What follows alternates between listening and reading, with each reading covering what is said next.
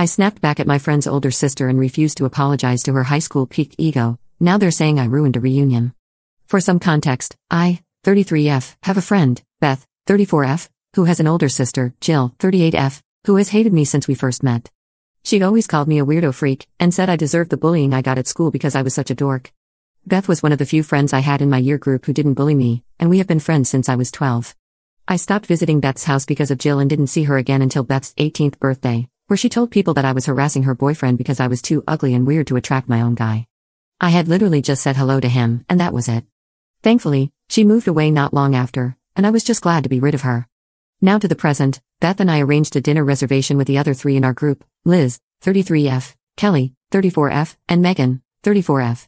This was our first real chance to see each other in over 2 years, due to a number of reasons, and we were all looking forward to a chance to catch up. Beth offered to drive me and Kelly with her to the restaurant, since neither of us can drive, and I have CFS and several types of chronic pain, so traveling isn't easy for me. We caught a bus to Beth's flat together, but it was Jill who answered the door, which shocked us both. Beth hadn't told us Jill was visiting, and we would have appreciated a heads up since neither of us has a good history with Jill. Still, we were polite. Kelly said hello and complimented Jill's dress, and I said, "Hi Jill, nice to see you, how have you been?" Jill completely ignored Kelly and turned to me, saying, "Better than you, clearly, still a pale freak, aren't you?" I couldn't help it and snapped back at her, saying, "At least I'm not a bitter hag still clinging to grudges I started with a 12-year-old. Maybe it's time you grew up a bit." Jill immediately ran off, screaming for Beth and said she's not taking us anywhere until that C-word apologizes, which confused me and Kelly because why would she be taking us anywhere? That was when Beth came out and revealed her car was broken, so Jill was meant to be driving us, and I shouldn't have been cruel to her sister because that's just Jill's humor. Kelly called BS and said Jill is a bully, and she's only surprised that I hadn't snapped years ago, and told me I'd better not apologize. I said I had no intention to. Beth said, "Well, you can make your own way to the restaurant then," and kicked us out. Kelly and I called Liz and Megan to update them, and we said we'd be running late since we now had to pay for a cab, and they are split on the issue. Liz thought I should just apologize because Beth is siding with Jill, and it would cut the tension, but Megan thought this was long overdue and Jill had it coming, and Beth needs to accept her sister's actions have consequences. In the end, I refused to apologize, and we got a taxi, only to find out Beth was refusing to join us over what I said to Jill. This was a week ago, and Beth is now refusing to speak to any of us other than Liz, who told her she said I was at fault until I apologized to her sister.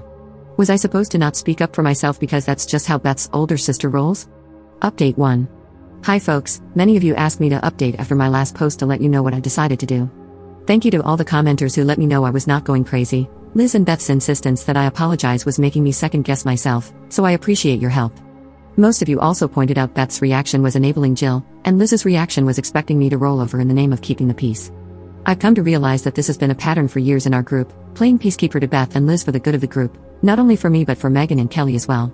So, as for the update, I still haven't heard from Beth, but Liz has been spamming me with texts and voicemails, saying I was out of order and owe all three of them apologies for how I acted and for continuing to drag things out. She even suggested, as a way to start making it up, I should take everyone, including Jill, to a restaurant and pay for everything. I have no desire to spend what would be a month's rent on their drinks bill alone, not to mention I don't feel I've done anything wrong. Honestly, the fact that she even suggested this only persuaded me more to cut her off. I met up with Megan and Kelly last night and told them that I'm not apologizing to Jill. Frankly, she's stuck in her high school mean girl era, and I'd be glad never to see her again. I also said I'm sick of swallowing my feelings to avoid tension because Liz and Beth never apologize, and I am cutting contact with Beth and Liz. I was expecting protests about breaking up the group, but surprisingly, I did not expect Megan to admit she's only stuck with Liz for so long because, like me with Beth, Liz was one of her only friends during her bullied years, and she didn't want to ruin our dynamic by acting out of turn. Or for Kelly to say that for years she's been sick of Liz and Beth treating the three of us like we're inferior, but she was worried that if she spoke up about it, she'd lose me and Megan as well. We all had a very overdue chat about how we all really feel about this group and agreed that Beth and Liz are not true friends to any of us.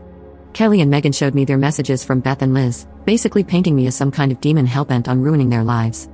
I had to laugh at the one from Liz reminding them both of how I ruined her wedding by not attending due to my selfish emergency surgery. This was 5 years ago, and I'm only now hearing that I ruined things because some guests asked about my health at the reception and drew attention away from her big day. Clearly, I'm an awful person for this. Anyway, we are completely cutting contact. We've saved our messages just in case, because I don't see Jill, Beth, or Liz disappearing quietly from our lives once they realize we're not going to play ball, but in the meantime, we're planning a zoo trip next week, so we'll enjoy a day out free of drama.